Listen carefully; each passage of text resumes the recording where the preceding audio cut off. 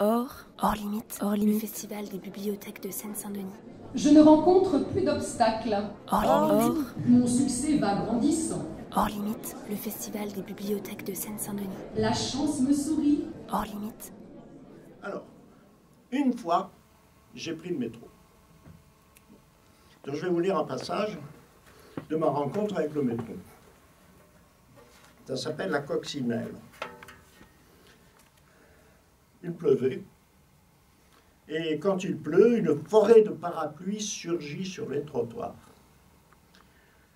J'ai un parapluie à 500 yens que j'ai acheté au pied d'une station en même temps que le Japan Times, mais parfois j'ai l'impression que j'encombre. Il y a beaucoup de monde. Hein. Alors pourquoi pas le métro, hein. Et me voilà sur la Marunouchi Line.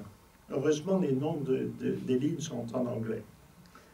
Je suis debout, accroché à quelque accrochage. Debout, et donc plutôt dominant une foule de taille assez moyenne.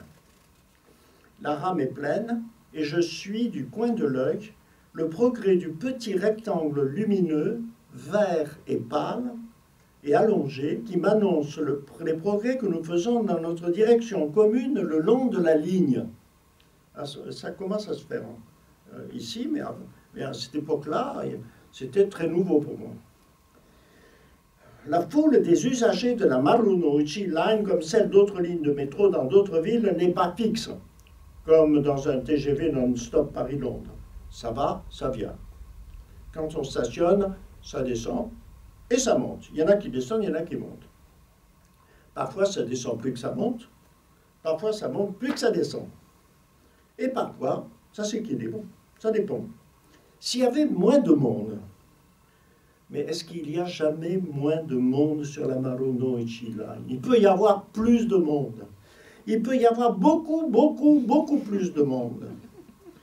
S'il y avait moins de monde, je compterais les entrants et les sortants, car compter les variations entre le nombre des voyageurs, c'est une occupation très intéressante quand on prend le métro. Dans le métro de Tokyo, non. Toute mon énergie, parce que c'était un trajet dont je n'avais pas l'habitude, était consacrée à un but unique, m'assurer que je n'allais pas rater la sortie. Évidemment, je suis analphabète. Donc. Ce jour-là, jour de pluie, je reste ferme, point fixe autour duquel circule la foule. Et voilà que je vois, avec surprise, voleter un insecte.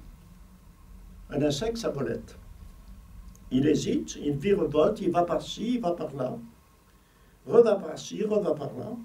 Puis tout à coup, il se décide, vient droit sur moi, se pose sur mon épaule gauche. Je m'interroge du coin de l'œil du souvenir, c'est bien l'épaule gauche. J'ai le temps de reconnaître une coccinelle. Elle est noire avec des pois rouges. Pas le moindre doute, c'est une ladybird, une coccinelle. J'essaie de bouger le moins possible, de rester bien droit, fier de la confiance qu'entre tous les voyageurs, elle a choisi d'accorder sans le moindre chauvinisme à un étranger, un gaijin. Mais je suis inquiet. Je suis inquiet pour elle. D'où vient-elle? Qu'est-ce qui l'égare dans ces lieux souterrains? A-t-elle voulu échapper à la pluie? Les larges gouttes l'ont chassée de son arbre? Que va-t-elle devenir? Je me dis qu'au moment de descendre, je la prendrai délicatement dans ma main. Une fois dehors, je la déposerai sur un tronc d'arbre, un buisson, une feuille, et j'espère qu'elle saura se retrouver dans la grande ville. Je m'attendris à cette idée. Maruna, je l'appelle Maruna, bon, ne bouge pas, j'imagine entendre son petit cœur battre sur mon épaule gauche.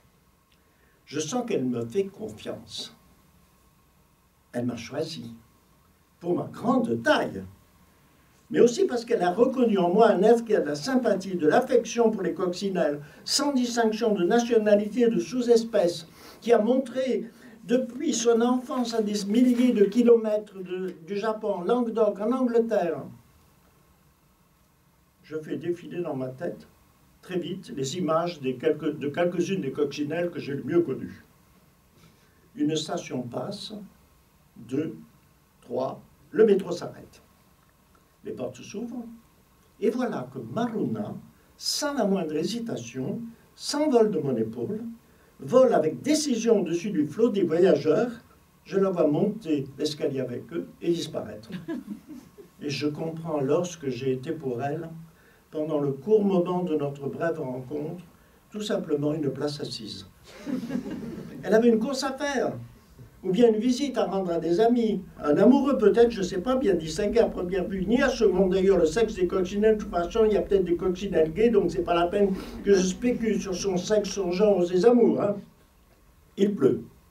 Elle a fait comme moi, elle a pris le métro. Du regard, en entrant, elle a cherché une place libre pour se poser. J'étais là, et hop, arrivée à la station, elle est descendue. Je suis blessé parce qu'elle ne m'a pas dit au revoir. Mais est-ce qu'on dit au revoir à la place qu'on abandonne dans le métro? Voilà l'expérience que j'ai eue, qui a été très notable avec les coccinelles de Tokyo.